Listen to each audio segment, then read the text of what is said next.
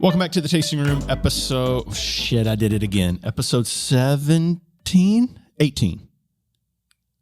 We're going to say 18. 16? I'm not editing this. 18, no, 17? 16. I know it's not 16.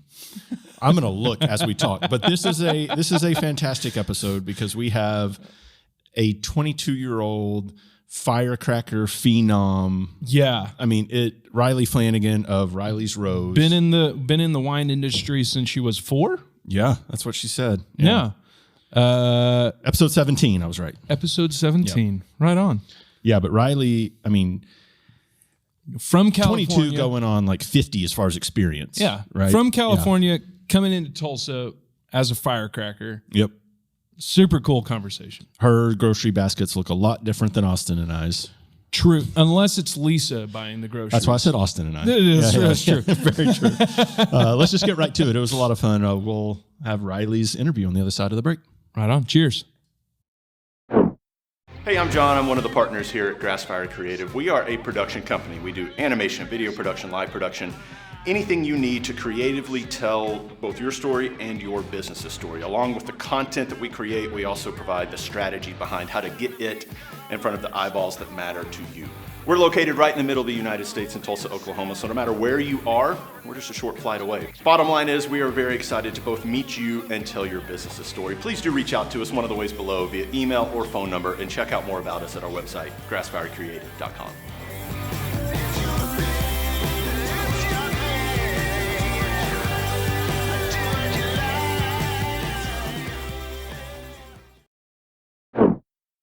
Welcome back to the Tasting Room. This is going to be a fun conversation. Riley Flanagan in the house. How are you, Hello. dear? Hi.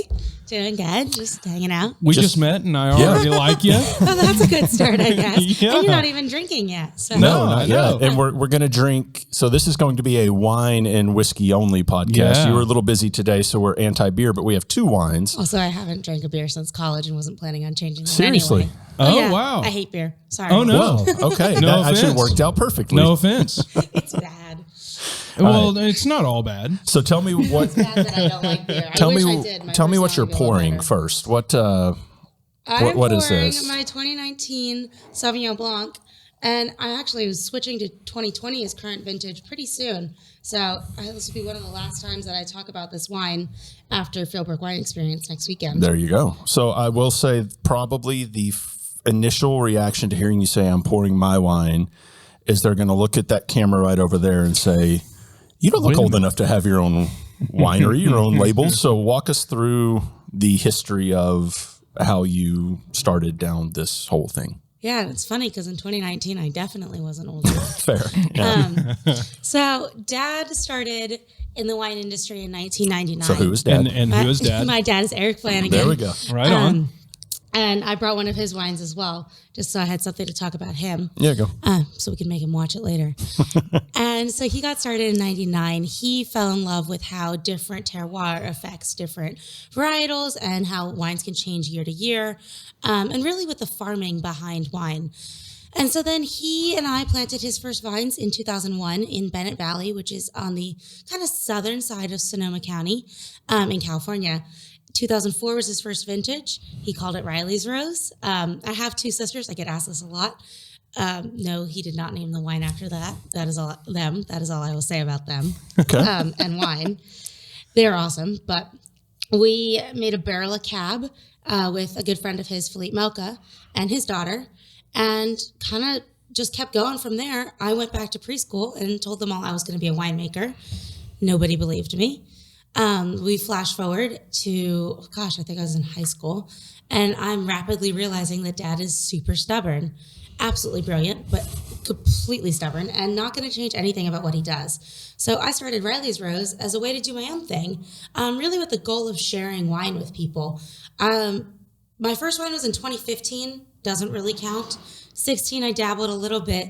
17 is really when I say I got started, partially because I was actually 18 at that point, and you have to be 18 to sell alcohol. There you go. And also strategic decision. That's when I started making the Sauvignon Blanc, which really kicked me off as a brand. Which shout out to Ryan Rex. He's probably really jealous that he's not here because he's one of the partners. I don't think you've met yet, Austin, but he everywhere we go, his go-to drink, no matter where we are, is a glass of Sauv Blanc. Just No matter Hands where, down. no matter what time. Yeah, doesn't matter. I saw him drink a glass of Sauvignon Blanc at like 1 a.m. after a harvest party in Healdsburg, Yep. where we had been drinking wine all night. He can never get enough Sauv Blanc. I was like, that's impressive. But for yours him. is really good, and he does Thank you. like yours quite a bit. Yeah, great acidity, ruby red grapefruit, Meyer lemon.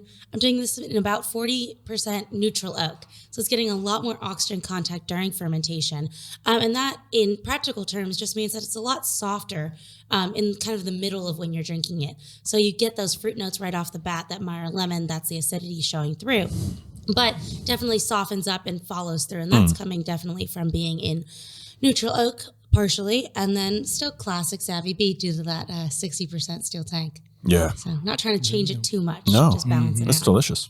Yeah, you. it's got a beautiful minerality to it. Minerality. Minerality. Is that how we say it? No, Minerality. Minerality. Minerality. I'll draw it out. Which is great for me because I love Kolsch, even though that you don't like beer. I'm not one to be found without a Kolsch in my hand. Even this morning at 11 a.m. Sometimes it's it's what you got I to really almost started drinking this morning, and the only reason I didn't was because I knew I had to drive here. Like, I was this close. It was do. beautiful As if it's out. that far from. I finished my hike. I went home. I'm like cooking. I'm like, ooh, bottles. I'm like, we don't need the whole bottle for the podcast. Well, we might. We'll see. That's fair. We don't We'll have see. beer here, so That is, Tulsa that is time. true. It Yeah, is that's Tulsa right. time. So, okay, explain to me, obviously, well, maybe not obviously, but I'm assuming you're growing your vines in California. And so how in the world are you tied to Tulsa, and why are you choosing to be here? So I'm very, very lucky. And the only reason I'm able to do anything that I am doing right now with my wines is because my dad is A, an amazing boss, and B, an amazing dad, and C, great at picking vineyard sites. So he runs a vineyard investment fund. They manage about 400 planted acres throughout Mendocino County, Sonoma County, and Lake County. I buy 90% of my fruit from him, mostly in Mendocino and Lake County, sometimes in Sonoma County when he gives me a deal. A little expensive, if not. Right. Yeah. And I like to keep my price points between 25 and 40 retail, inflation adjusted. Dad Sure. makes me say that part. I have no plans to change my prices, but we'll see. You kind of have to make some hard decisions. Yeah. when Yeah. Things don't make sense. I'm too young for that, so we're not looking at those yet. I'm still learning how to be a grown up. So with that, it's really much easier for me because my dad is managing those sites. He's going out relatively often, and I'm back in California probably once every other month or so. I like to be there checking in on my blendings. I'm always there for my final blendings. I like to just check in and make sure that we're not doing anything drastic or deviating from what my style is. And there is something to be said for going out into the vineyards and actually seeing where your fruit is coming from. And and that is one thing that I think I miss a lot about not living there anymore, is you get a much better idea of the style of wine you're going to make year to year based off how the weather is that year. Luckily, I talk to Dad on the phone every day, and if it's raining or if it's hot, he tells me purely through if he's going surfing or not. Yep. But Sounds about right for Eric. definitely, yeah, right. Yeah. Definitely in high school, it was different because I was there. I was at the winery. I was seeing, okay, we're getting a huge heat spike and it's August. That's definitely going to influence, say, how much cab there was in my red blend that year because it needed more backbone. It needed more structure because it was a much hotter, more restrained year. So not being there definitely has its pains, but Dad lets me do that by helping me out and being there all the time. So what brings you to Tulsa? I have no idea. Okay. We have a lot of family friends in Tulsa.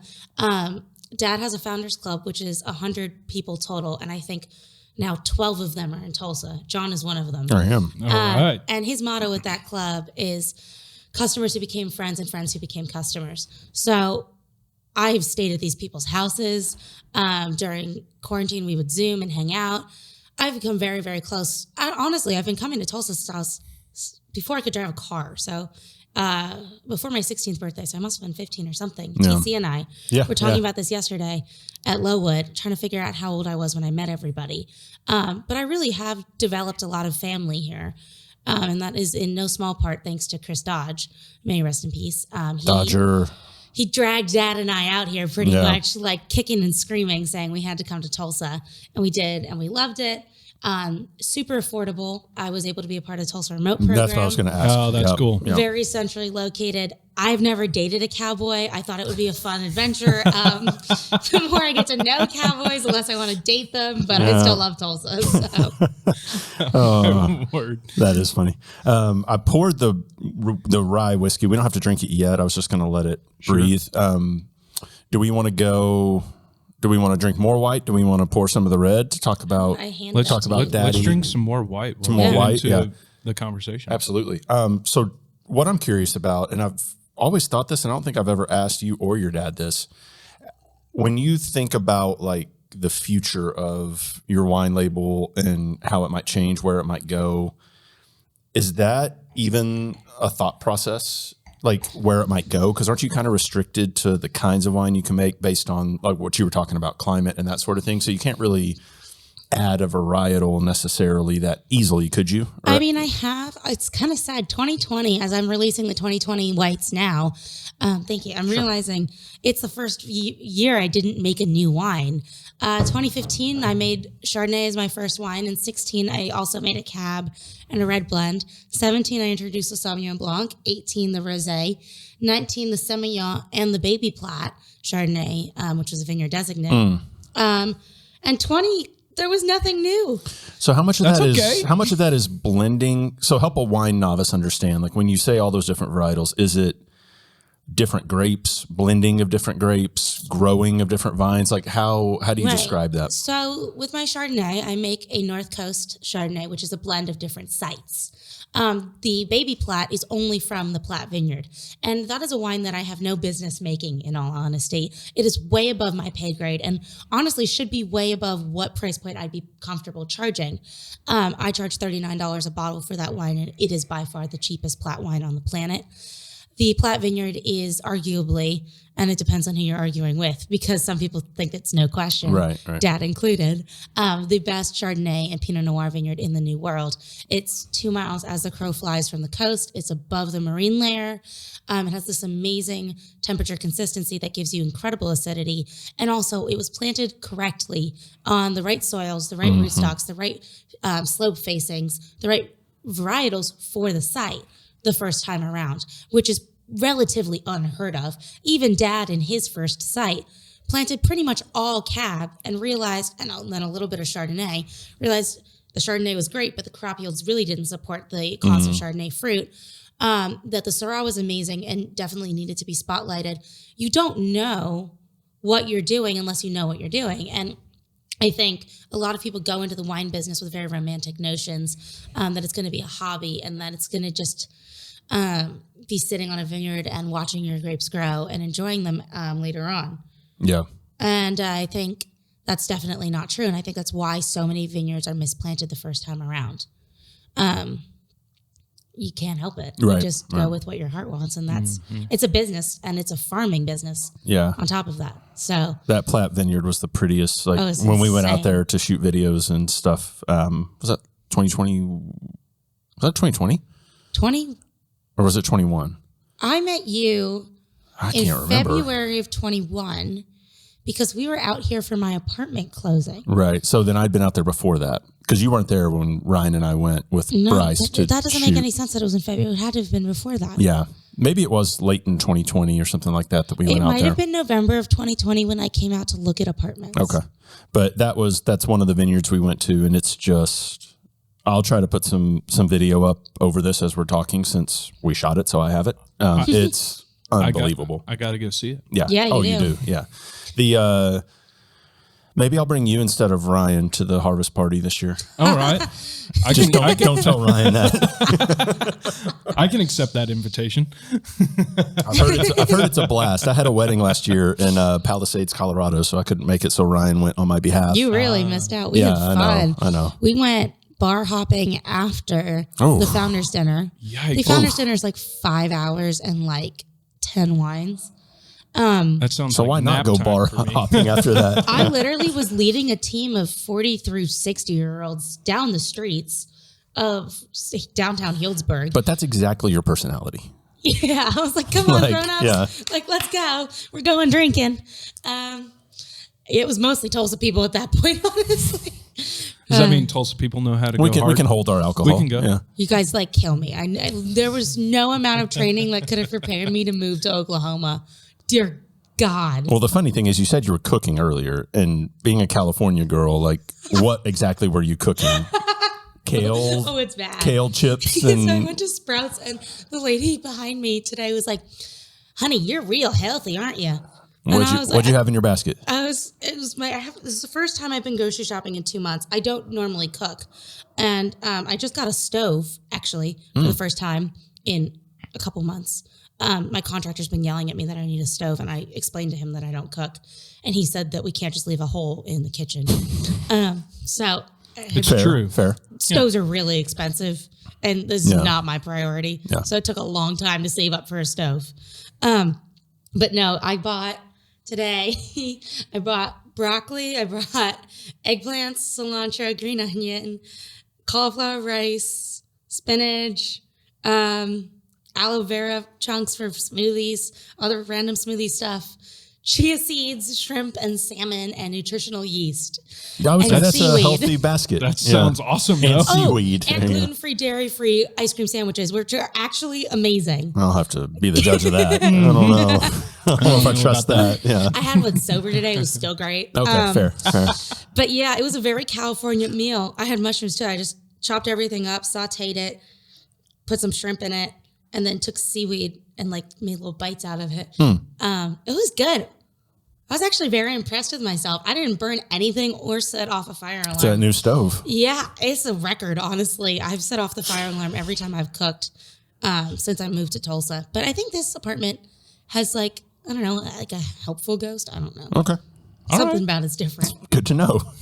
Yeah, your new apartment's a little haunted. I'm not Right. going to lie to you. Okay, fair. I'm staging it before you move. Thank you. I appreciate that. Yeah, I appreciate that. Yeah, so I'm selling my house closed on Wednesday, and it just happened to work out perfectly. She got another condo and was renting out her first floor one that she's been in. So I was like, hey, I need a place to go. And so I need some nice. stuff fixed Yeah. that I can't fix. there you go. It's a good trade. So it worked out perfectly. That's It's awesome. definitely a little haunted, I promise. I already bought the sage to clear it Okay, out. cool. I Yeah. appreciate that. There we go. Yeah. Yeah.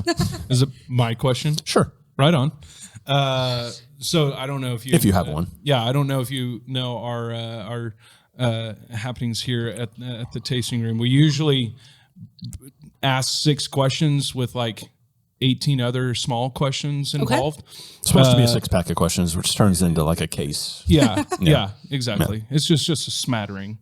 Right. But anyways, so moving from California to Tulsa, right? That's a big deal, especially with the wine world and this, that, and the other. What do you find here in Tulsa that would deem worthy of wine buyers, and what goes on within Tulsa? Because we actually have quite a bit of a wine culture here. Explain that to Between me. Philbrook and Vintage, and Yeah, I mean, there's just all sorts of stuff. Explain to Yeah. me that kind of culture within Tulsa, because I like wine, but I'm not necessarily entrenched in that. What have you found within Tulsa that really makes wine drinkers here at least enticing enough to move across the United States? Well, I think it's wild because it's not something that you would expect to have this little town in Oklahoma have this amazing food and wine scene. And I mean, for us to have almost 15% of our top membership living in this one city is insane. Especially because we're in like 27 different states. So that's wild. And I think it at its core comes down to a personality thing that I've never seen outside of Tulsa, where people really care about what they do. And it's one of the reasons that I moved here is people put their heart and soul into it, like into their work or their hobbies or their families, whatever it may be. People in Tulsa don't half-ass things, which is awesome. Consequently, I could second that. the partying thing Yeah, right. follows. We don't but- have ask that either. yeah. So it's in part that. And I think from that comes an appreciation for anybody with a like-minded philosophy. And in wine, you see that where this is that weird place between science and art where people are really putting what they love into it. I mean, you get people who operate wine brands solely as businesses, and they make a lot more money than I do. But I think Tulsa is one of those funny towns where they can see that difference. And there is such a curiosity to see the world, whether it be through food or wine or traveling. I mean, you talk to people in the Tulsa airport or coming back from the Tulsa airport, the stories I've heard at Fat Guys, like just sitting at the bar waiting for my flight, it's insane. And so you get incredibly cultured, interesting people who just want to learn and who don't have the idea that they're better than anything. It's one of those places where they just ask questions because they genuinely want to know. I help run the wine list at Doc's, and it's funny because we just put a Vino Verde on as our happy hour white. I'm there. And if you could, if 5 years ago you told me that I would be running a list at a restaurant in Oklahoma and be able to put a Vino Verde as a happy hour white and have it run and do just as well as a Chardonnay we were working with 2 weeks ago, I would never have believed you. Vino Verde is one of those wines that has really only come up in the last couple of years, even in California. So to be in Oklahoma and see it on the same timeline is really cool. And to have my staff excited about it. Of course, Darren letting me do that is awesome. So I think we just threw that in there. Explain what you're also doing for Doc's. I spend too much time drinking with Darren and Darren has been friends with my dad. Darren, AKA Dave Matthews. Since I was 15. I think I met Darren right before Dad and I went to buy my first car because they were all at the winery. And Darren and I were drinking one night, actually with a good friend of ours, Clay Biello. And Darren was complaining about how the list is unorganized and he doesn't have good inventory and he doesn't know how to train staff. And Clay's like, Riley will help you. And I'm like, I don't know how to run a wine list. And they're like, well, you drink a lot of wine and you sell a lot of wine and you do staff trainings all over the country. And you've eaten in nice restaurants all over the country. And I was like, oh my God, maybe I do know how to run a wine list. And as I started meeting with reps and going over our inventory and fixing the typos in the menu, I realized that it's a really fun way to kind of see what consumers in Oklahoma and in Tulsa specifically want. And also what's on the market, what we have shortages of. I would never have seen the issues we're having with half bottles and Sancerre and other French wines. So I think we're having trouble getting New Zealand Savies. So California Sauvignon Blancs are definitely getting their chance to shine just due to the supply chain. Which is good for business. Right, that's great for me. And it helps you know what to bring out and what to definitely focus on in my other markets. So it's been fun. Plus, I get to work with all my friends. Pretty much all my friends work in restaurants. So it's been good. All right, we can try this now. So I brought this bottle because the person who picked this bottle up for me is none other than John Kellerstrass. Of course it is. He was in Atlanta for somebody's wedding. I don't remember if it was his niece. I think it was his niece.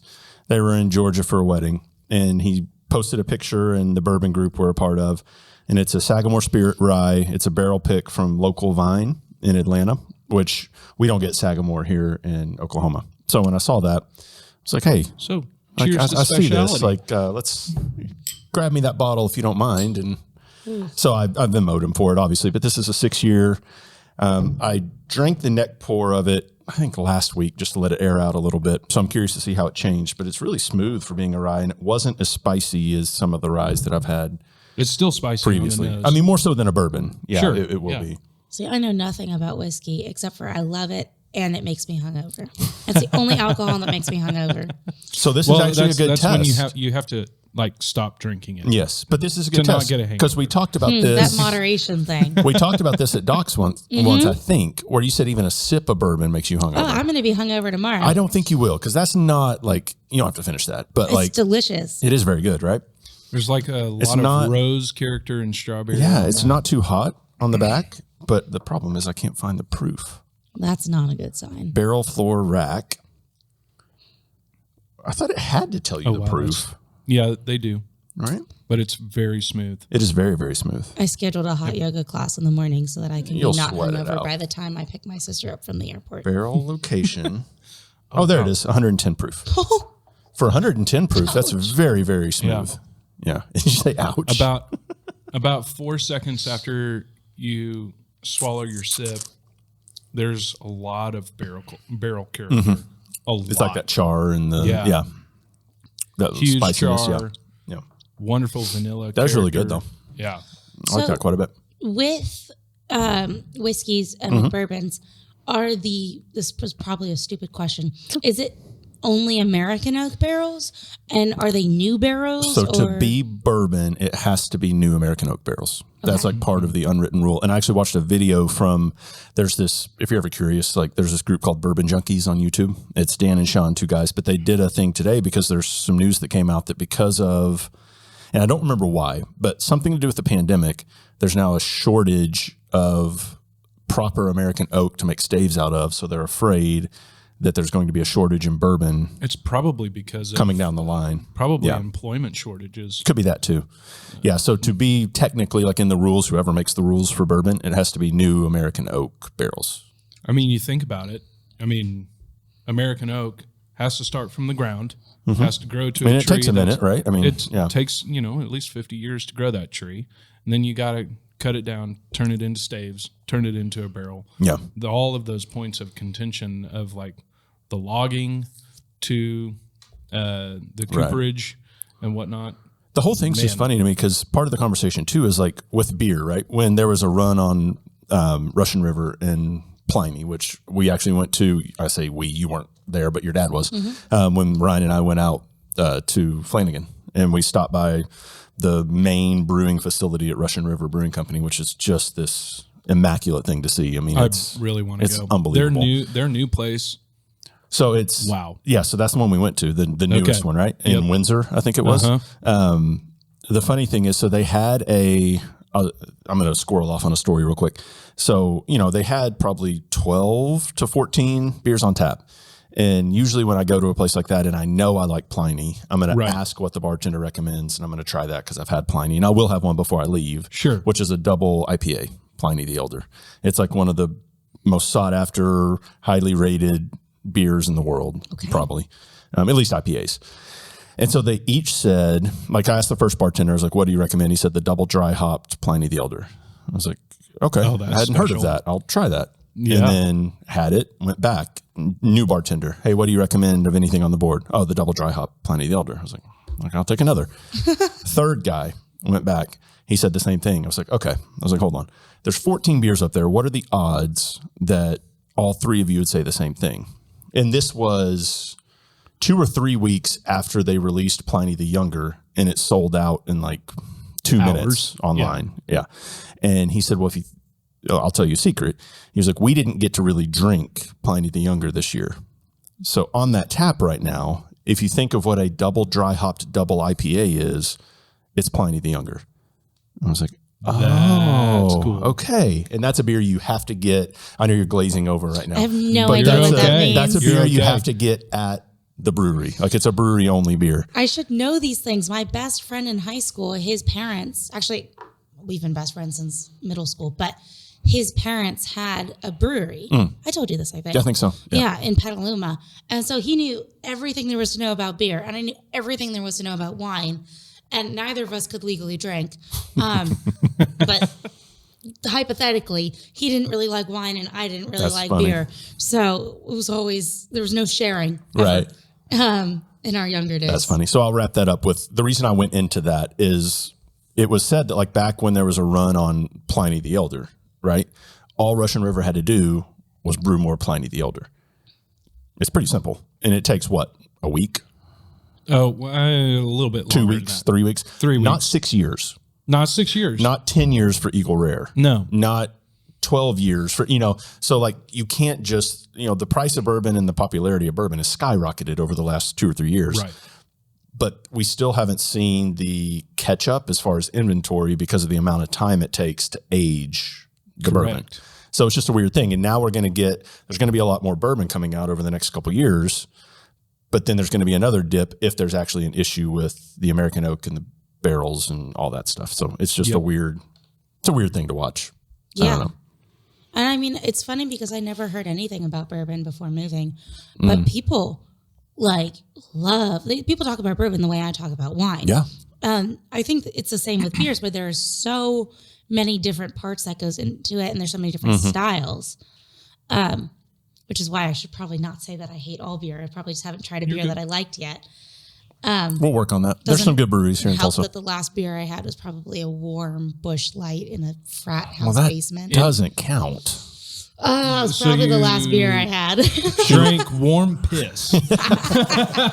No one likes that. Yeah. If you did like that, I'd be worried about your taste. I like White Claws. I know that gives you White Claws are solid. High Noon is solid. I like That's okay. Yeah. That's a seltzer. So, you know, we're getting closer.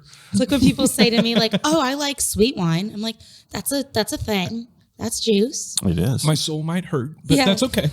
So let me ask you, I'm going to take a shot in the dark and say, I know that wine, like in and of itself, incorporates or like includes more women than I feel like beer would or bourbon would. And that might be an overstatement, but I'm just in generality. In general, for sure. But I don't know if owning a label or a winery, I don't know if you're playing in a boys club or not, but I'm going to assume that you kind of are.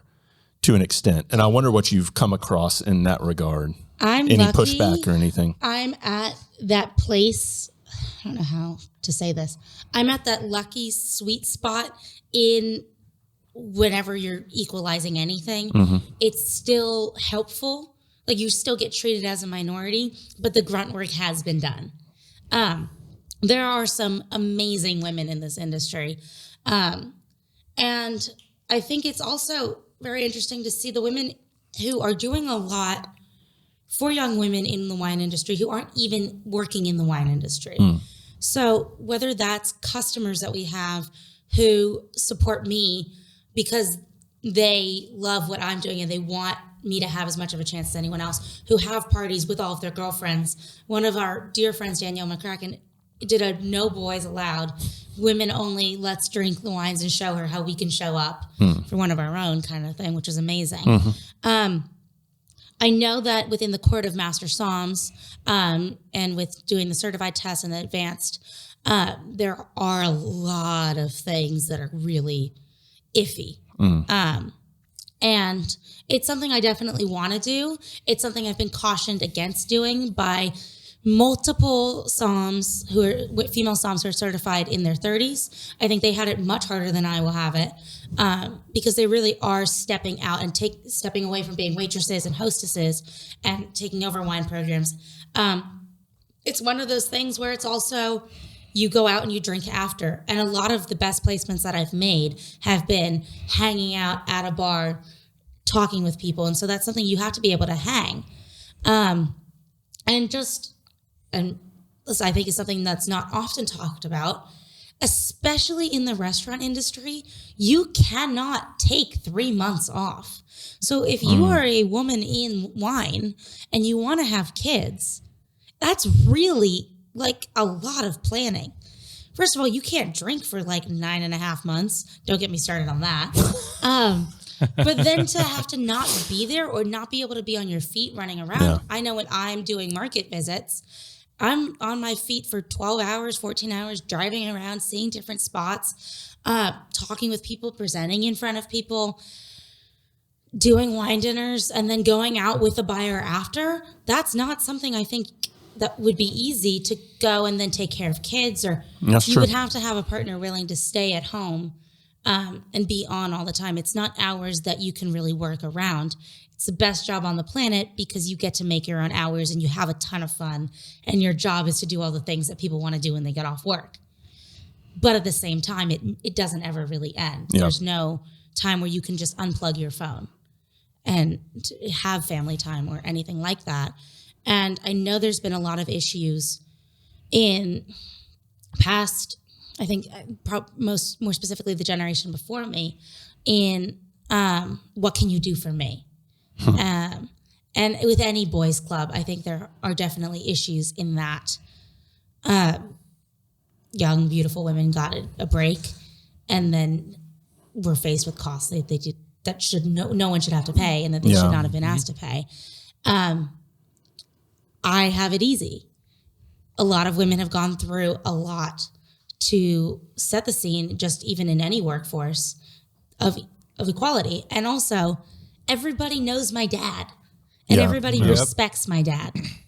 And everybody has my dad's cell phone number. So people are really, really nice to me. I see the best parts of everybody. because they know that there is most likely someone watching who would just call my dad. That's a good point.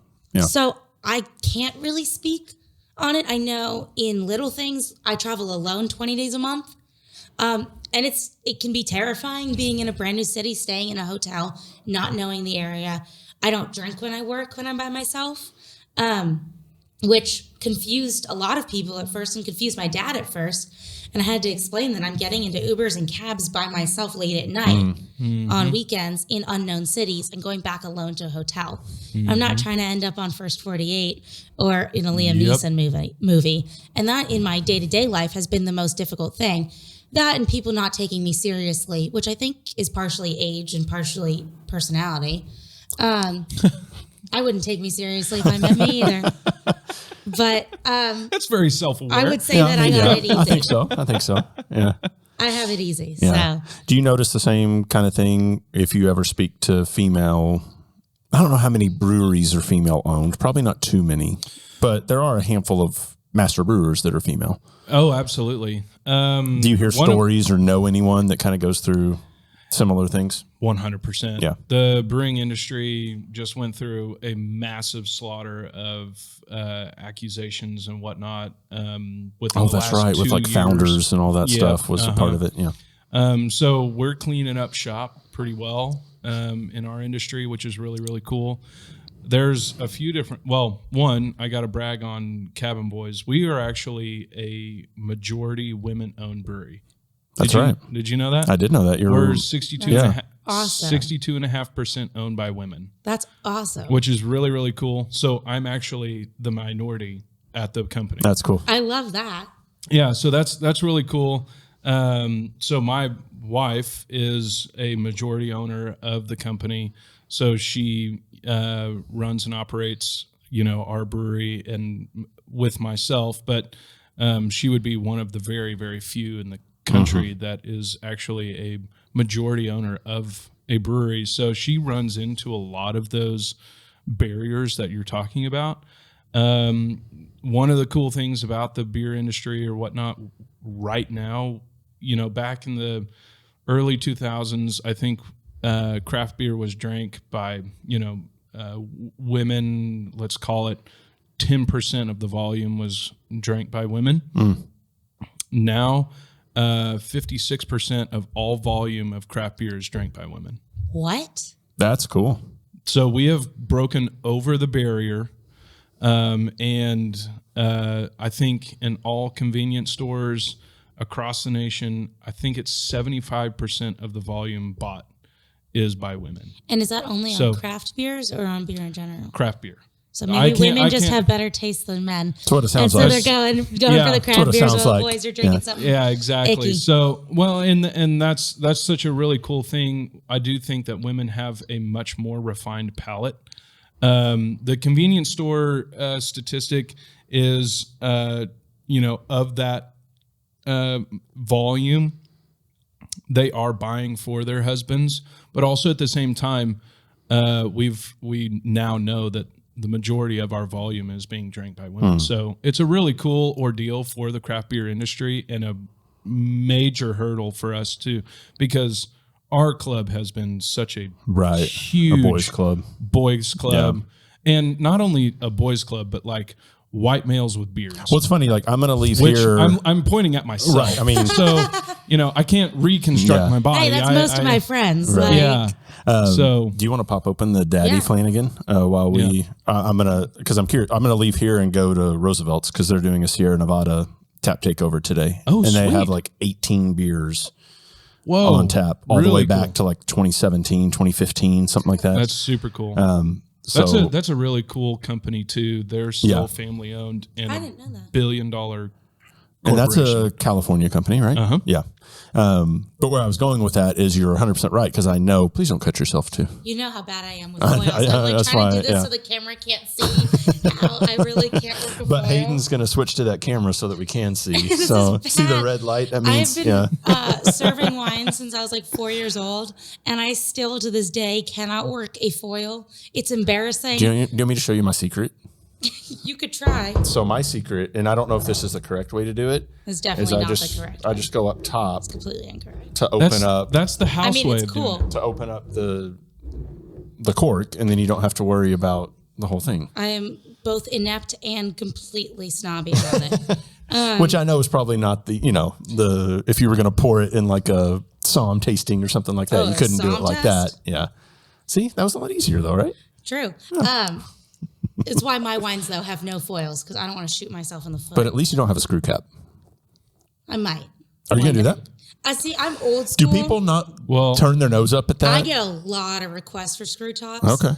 I'm old school. I think it's romantic to have that pop of the bottle. I love the sound. I love the corks. I like the smell of corks. Dad thinks that it's funny when I say I'm old school because then he asks me what new school is. But for me, my goal with my brand is to be by the glass. Yep. And I would not know this unless I was helping in a restaurant. It's a pain to open a cork on a by the glass wine, especially when you're going through volume. Like, it's so much easier, and it's so much easier on bartenders. And all my friends are bartenders, and so now I feel badly for them that I'm making their lives harder. I saw a really funny, I think it was a reel, or it was something on social media the other day, and it was this guy that was showing us like the right way, the proper way to drink a screw top wine. And so he unscrewed it. Did you see this? And then he took the top of a Smart Water bottle of water, that has a little blue nipple on the top. And it screws on perfectly, and then you just go. And he said, "This is the only way I drink white wine or whatever." That's terrible. I know, but also so great bad. at the same time. I sent it to my best friend Yeah. from high school because she and I, this is so trashy and so bad. So what did you just do, by the way, for anyone that saw that? Were you checking to see if it was corked? Yeah, I was just smelling the cork. What does it smell like if it is corked? Cardboard, wet cardboard. Cool. Now continue your story. Sorry. So, and this is so I think it's funny because people talk to me and almost apologetically about wine. Like, oh, I'm so sorry, I don't know more. Or if I'm on the road and they have to serve it in a plastic cup, they'll apologize to me. Or if they don't have great wine and we're not drinking wine, they'll also apologize. I get a lot of apologies, which is hilarious. And I am 22 years old. The amount of times I have drank my wine out of a plastic, red Solo cup because I refused to drink any of the bad wine that was there, that happens all the time. Put it in, take it as a roadie, all good. It was warm. I was drinking it out of a mug in a hot tub in Broken Bow in December. It was still delicious. It's okay.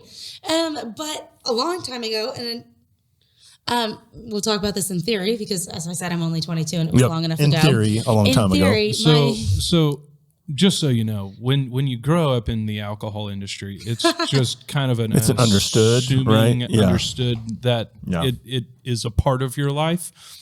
I don't even know what my children are going to grow up as. It's throwing tri-clamps on. That's a good Pinot right there. 4. Yeah. I tried wine for the first time at 4. Yeah. I graduated college. I did fine. I sometimes wonder how smart I could have been if I hadn't have killed all those brain cells. But you know what? I'm happy with it. You're still growing brain cells. You never know. I wasn't until pounding 25-ish, until 26 shots in parking lots just to get drunk when I was in high school because I could just go home and have amazing wine. Just so people understood what you just said, because I was talking at the same time, you weren't pounding shots. Correct. Okay. I was not. I want to make sure that got I'm over so the picky microphone. about alcohol. It sucks. It's cost me a lot of money. Get her some Fireball, guys. Well, I will drink Fireball. That's fine. So my best friend from high school, who is still one of my best friends to this day and who came out to visit in Tulsa, and we're trying to get her to move here. She and I, the summers between when we were both home from school, I don't know how we came up with this tradition, and it's so bad. We would basically make sangria out of Stella Rosa peach wine because it's cheaper than margarita mix, and it's 12% alcohol. It's $8, and there's technically no added sugars, although I don't believe that. That's such a California thing to worry about. So if you can mix it, you can take frozen fruits and put it all together. Alcohol? Give me all the sugars. Yeah, right. Okay. You all just heard the 12%. Right. That's 4% We're in on higher that. than that Jose Cuervo makes. But it's cheaper, it's higher alcohol, it's less sugar. So you mix it up with some frozen fruit and a little tequila, a little triple sec, and it's delicious. But at some point it would devolve into, we would just get tired of cocktail making and put a straw, like a swirly straw. They make straws that are long enough to go to the bottom of a wine bottle. You can get them on Amazon. All right. And we would just note taken. sit on her couch and drink the cheap wine ice cold out of the bottle with straws. And so I sent her that thing. I was like, well, some people are innovating, babe. Like, we got to move forward here with the times. And of course, you'd stand up after that and you're drunk because you sat and drank a bottle of wine like it was nothing. Yeah. We'll ask a couple more questions, then we'll let you go because I know you said you had a nail appointment. Is that what you booked for later? Made it for 5. Okay. We'll be done on time. So we'll let you go. High priority in my life. Austin ask his last one, and then I'll ask the last one. Yeah. Okay. So you've grown up in the alcohol industry, and specifically, obviously, wine. And what has kept you in it? Because that is a long time to be in this industry, and it is not easy. I know from my own perspective of when people ask me like, oh man, this must be the most coolest job ever. And do you love coming to work every single day? Which I do. I absolutely love my job. And they're like, do you get to drink in the morning and blah, blah, blah, and this, that, and the other? But I would say 80% of the time, the shininess of the job has worn off. Mm-hmm. So what personally has kept you in the wine industry and passionate up into this day? It's funny, and it's always interesting talking to somebody who's also in industry because it is the most romantic job to have on the planet. I mean, I travel around the country. I eat great foods. I like when I go home, I sit in vineyards and I talk about them. And it's the most incredible thing. I once planned a first date, and on that date, I got to pull a barrel sample, and then we had a picnic at the winery. Like, there are amazing perks to being in this industry. That's a perk. That says enough about your personality that you planned the first date, too. It was a competition. Okay. All right. You know him. I wanted to win. Oh, okay. Yeah. That first date? Yeah. That guy? Okay.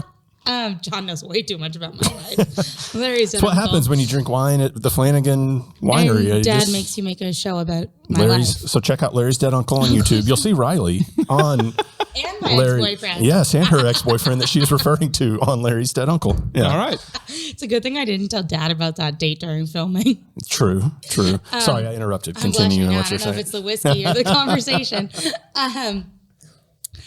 No, so honestly, I had an idea about it before I started full-time. COVID was a huge eye-opener because I was still doing school full-time, but was then also helping coordinate all of our Zoom tastings and working full-time with Dad running his website. Being a small business, we both wear an insane amount of hats to the point where Dad and I were talking about this earlier when I was hiking. You feel like you didn't accomplish anything because you still have everything left to do. Mm-hmm. Even though you're working all day, you're doing it while there's no, okay, I'm off work. Now I'm going to go grocery shopping. It's like, oh, I don't have calls right now. I'm going to go grocery shopping right now or do the calls. So there's just this weird blend of you can do anything you want, whenever you want, but you're always working. I was watching a movie last night and got an email and I was like, pause. Oh, not important. Right. Play. So you can't turn it off. No, you can't. And there are those days when like I wake up and I'm like, what Hilton am I in? Like Hilton Garden, like what state am I in? Because you want to show up for these people. They are taking a chance, trying your wines, giving you their free time. And it's a luxury product. It's their free time and money that they get to choose. And so you want them to have the best night. You want to show up for them. Is that so she doesn't get a hangover? She wasn't going to drink it, so I figured I've been sipping, but I'm a lot slower than y'all. And so you give it your all. I mean, I would never want to do a dinner where someone could say, like, "Oh, you seemed off that night," or like, "Are you okay? Or are you tired?" My customers deserve so much more than that, and they are the only reason I get to do what I do. That I get to work with my dad and make wine, and I've been dreaming of doing this since I was 4 years old. So I get super burned out. And it's definitely something that I've been struggling with learning how to balance. I'd say exercise is a big part of it. I try and hike every day and try and do a little bit of yoga at some point during every day, no matter what I'm doing. Taking notes. Yeah, right. Yeah. Also, I take a day off the day I get home. And it's not fully off. I'm still on my phone, but I don't schedule any calls. And I just spend time with my friends. Yesterday, we literally just went grocery shopping and watched Criminal Minds. My best friend and I just had a day off, and that completely recharged me. I also take a week off drinking every 2 months. And I go cold turkey. Like, I don't drink anything for a week. And that reminds me what it's like to come home sober and how much work you can get done. Mm-hmm. Amen to that. And it just rejuvenates me and it recenters me, and it reminds me that I do have control over it, even though in this industry you feel like you have to drink with people to be fun, to show up. People look at you really weirdly if you 100%. pour them your wine and you don't drink it. They think that there's something wrong with it or something wrong with them. And that's not something you can take on personally. Sometimes that's a boundary that just has to be set. But at the end of the day, the reason that I think I have been able to keep doing it and hopefully will be able to keep doing it is because the people involved. I always have my dad to call, and he would never have me compromise myself for a sale or for a trip. If I told him I needed to, even regardless of the consequences, if I said to him seriously, I need to not do this, he would figure out a way to support me in not doing something that was going to hurt me. Like I said, I'm super spoiled in this position because I have so much support. Don't sell yourself so short, because it's a lot of hard work. It is a lot of hard work. Just the people who show up, who give you a chance, who show their friends. My favorite thing on the planet is when someone says, oh, my friend brought this in. Or, I mean, that's the goal with my wines, is someone shared it. And so that just makes it worth it. It just fills my soul. And so then it kind of makes all of those random, like, getting up at 3:30 in the morning to make sure you get to Hertz on time to return the rental car and make your connection kind of thing. It makes it so worth it. That and airport smoothies. Anytime there's a Jamba Juice in an airport, I feel like it's all good. Today's going to be good. It's interesting. Yeah, I'll back you up on your not drinking alcohol once every 2 months for a week or whatnot. Which month did you take off? I take off February? February. Because it's the shortest month? It's not because of that. It's because Fair, though. it's because January has so many events, and then March obviously is St. Patty's Day and you can't has take off a lot of events in there. And so February I take completely off every single year, and then I try to take at least like 3 days off at least every other week. It's hard, but I try to do Sunday night through Thursday happy hour. I try. Sundays are my day. See, I'll drink like a brunch, like a mimosa or a Bloody Mary or whatever. But for sure, Monday, Tuesday, Wednesday, I try not to drink every week. And I say try. Sometimes work, what you're referring to, like being in sales, business development, all that fun stuff. Like, I don't want to take people to happy hour and drink a soda water, Yeah. So you kind of have to sometimes. But that's my goal every week. Yeah. Yeah. I was going to ask it. Don't really drink liquor. Yeah. I love tequila. Neither. I love whiskey. I really, as a rule, I say I don't drink liquor. And then it's usually a bad sign if I do, but that helps to not have cocktails regularly. Yeah. Mm-hmm. I was going to ask an end question, but I liked your last answer so much, and we're getting close to your nail appointment, so I'm going to... You're making me sound really shallow. No, but I've been waiting for this appointment for weeks. I don't want to make you late was my point, but one You're thing in sales too, John. Right. One thing we didn't say is which of your dad's wines did you pour? Oh, so I actually brought this wine for a reason. I poured his Sonoma County Pinot. So it's a Sonoma Coast blend. What Dad does with his vineyard designates is he picks the best spots in Sonoma County to make wine from. And then when he makes a blend of those vineyard designates to really show off what our area has to offer. And I mean, don't let him listen to this because I never want him to know I'm this nice to him behind his back. Can you pour me some more? It's absolutely incredible to me, the amount of integrity he has when he makes his blends. It's so easy to just pick the cheapest fruit in that region and charge that region's prices because it has that reputation. But he's really doing everything he can to combat that. And at his detriment, I think he loses money because of it. But I'm just so proud of what this wine represents. Yeah. To take fruit from Ritchie Pinot, Platt Pinot, and Gapsue Vineyard. Gapsue is in the Petaluma Gap AVA. It's got that little orange blossom note. It's a really incredible site that gives you a really light but full, like it's light, but it's got texture and it's got body. That wine is absolutely incredible. And then Ritchie is one of the oldest Pinot and Chard vineyards in the New World.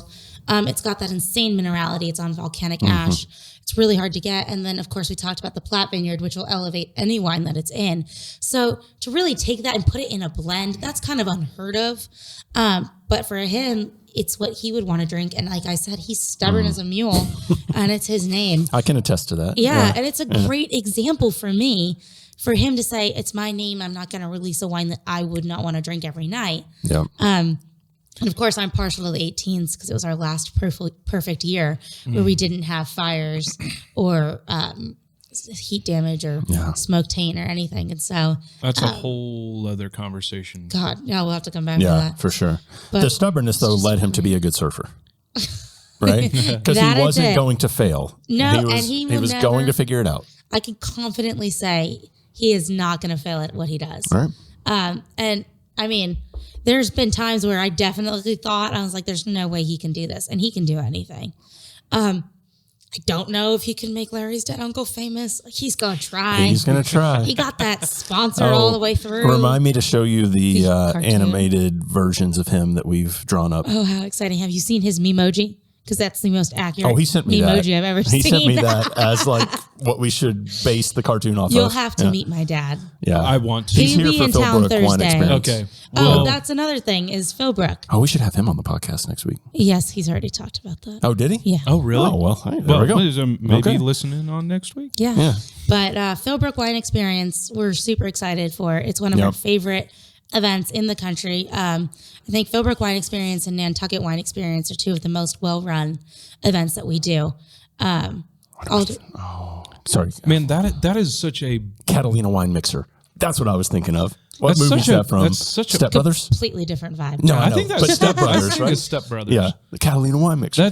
That's such a bold statement from someone in the wine world for a wine event in Tulsa, which is Middle America, like almost. Have you seen our Oktoberfest? No, Tulsa goes hard. have I seen our biggest in the world. I have Tulsa goes poured hard. thousands of beers at Oktoberfest. Like We don't half-ass it. I'm very aware. Like it's such a cool thing to talk about Tulsa and how, I don't know, how bought in we are into those kinds of things. Yep. It's wild. Like I'm a very, very small brewery in retrospect to the world, and still the Oktoberfest that we throw here,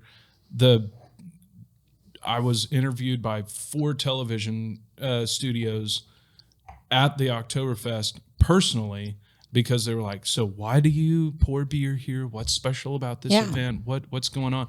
And nowhere else in the States are you going to get that kind of special attention.